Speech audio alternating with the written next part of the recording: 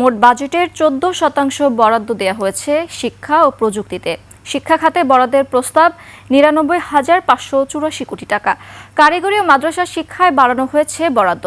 এছাড়া তথ্য প্রযুক্তি, যুব প্রশিক্ষণ ও বিজ্ঞান গবেষণায় আরও 500 কোটি টাকা বরাদ্দের প্রস্তাব করা হয়েছে বাজেটে। মানিক শিকদারের রিপোর্ট। মাঠের অলরাউন্ডার আমি, আর ঘরের allrounder Tilex. Tilex toilet cleaner, clean মানেই টাইলক্স। বৈষম্যমুক্ত ও টেকসই অর্থনৈতিক ব্যবস্থা গড়তে 2025-26 অর্থবছরে শিক্ষা খাতে 1,84 কোটি টাকার বাজেট প্রস্তাব করা হয়েছে। গুরুত্ব দেওয়া হয়েছে প্রযুক্তি ও কর্মোপযোগী শিক্ষার পরিবেশ নিশ্চিতে।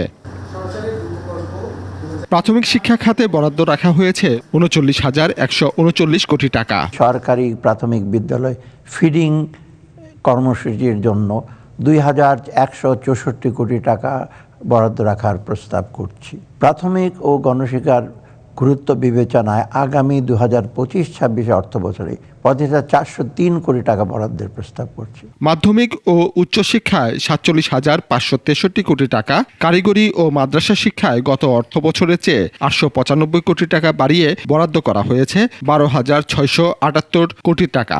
493টি মাদ্রাসায় মাল্টিমিডিয়া ক্লাসরুম স্থাপন করা হয়েছে।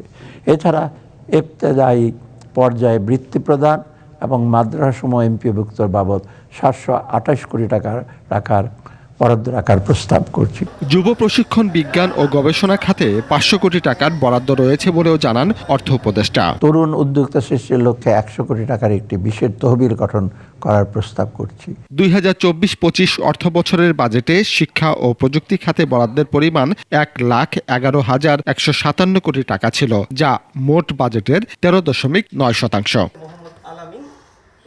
মানিক শিকদার, 21 টেলিভিশন, ঢাকা।